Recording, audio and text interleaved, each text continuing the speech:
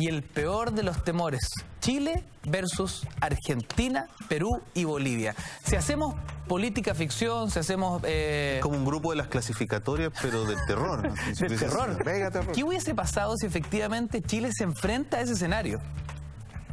Yo prefiero no imaginarlo, porque la verdad, más allá de la tradición del ejército chileno y todo lo que digan, enfrentar una hipótesis de esas características, digamos, con el ejército argentino, con el poderío que tenía en ese momento, Chile con embargo de armas, además, tuvo que comprar armas en otros países porque su principal proveedor histórico durante 40 años, que había sido Estados Unidos, le cierra, digamos, la llave a través de la enmienda Kennedy, cuestión que se autoinfligió la propia dictadura al cometer el asesinato de Orlando Letelier en Washington. Eso generó que Chile tuvo que salir a buscar otros proveedores de armas, principalmente franceses, israelíes, y eso tenía en gran complicación al ejército chileno. El mismo general Fernando Matei dijo en algún momento que, al menos desde el punto de vista aéreo, la guerra estaba perdida.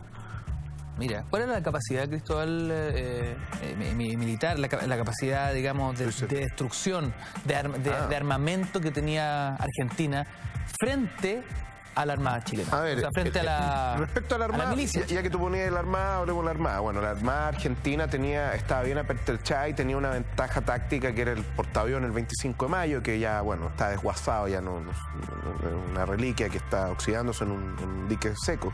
Pero en esa época, a pesar de lo viejo del barco, de lo que era el portaaviones, y más además los cruceros que tenía y los destructores que tenía Argentina, tenía esa ventaja táctica. Ahora, la flota chilena, si bien era pequeña, era bastante poderosa y con barcos más modernos.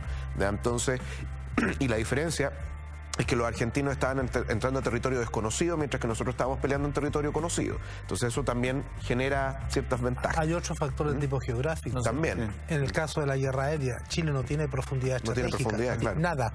Un avión que parta de Mendoza demora pocos minutos en llegar y bombardear Santiago. Y se puede dar un par de vueltas. En el caso inverso, un avión que parte de Santiago con destino a Buenos Aires tarda bastante más tiempo. Claro, de hecho, había un general argentino, que decía... no tiene remedio. El general argentino que decía: yo voy a partir las operaciones en la mañana, voy a estar almorzando en Santiago y en la tarde voy a tomar un pisco sour en el Hotel Miramar. Decía eso. Sí.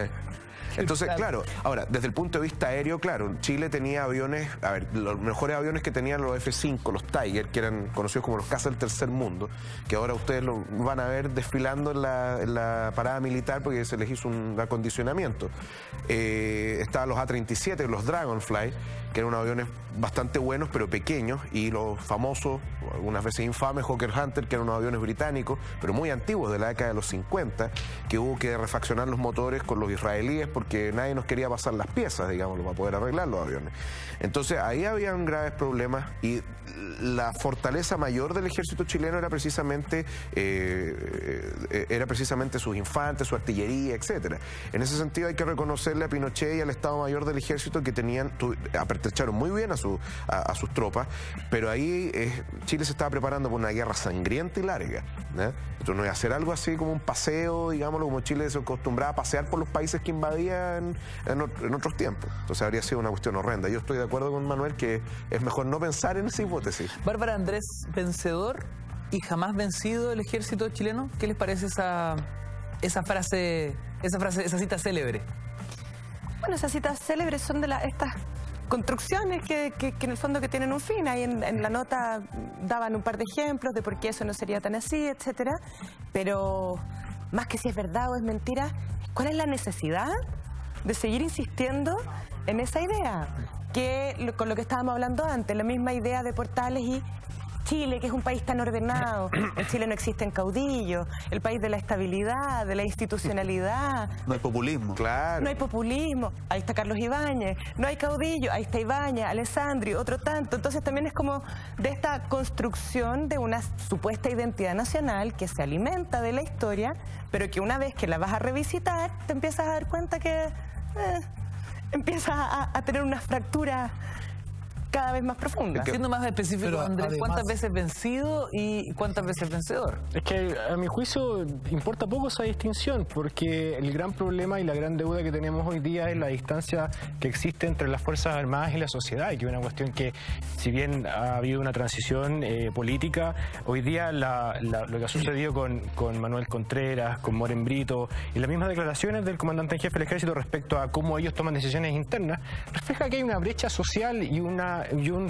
especie de reconocimiento de su carácter especial y aislado de el resto de la comunidad política, que yo creo que no es aceptable para las Fuerzas Armadas a estas alturas de la organización política en la que estamos. Entonces, más allá de si ha sido vencido o no vencido, a mí lo que me preocupa es la relación que tienen las Fuerzas Armadas con la sociedad y la necesidad de revisar ese vínculo en un contexto democrático, o que pretende ser democrático. Sergio. Sí, sobre lo mismo habría que preguntarse, siempre vencedor, jamás vencido, ¿frente a quién?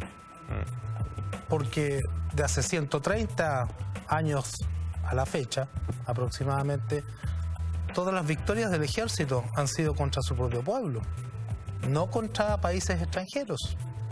Las masacres obreras, de las cuales está plagada la historia de Chile, incluso represiones recientes en la historia de Chile. Dejo el golpe de Estado y la dictadura de lado porque eso es ampliamente conocido, pero represiones en las décadas de 1940, 1950, 1960, la huelga de la Chaucha en 1949, las jornadas de protestas populares del 1 y 2 de abril de 1957 en Santiago, la represión, bueno, esa no fue el ejército, fue la Fuerza Aérea de Chile, que termina en masacre de un paro nacional de la CUT en la población José María Caro en 1962, la masacre de los trabajadores mineros del Salvador en 1966, y así sucesivamente.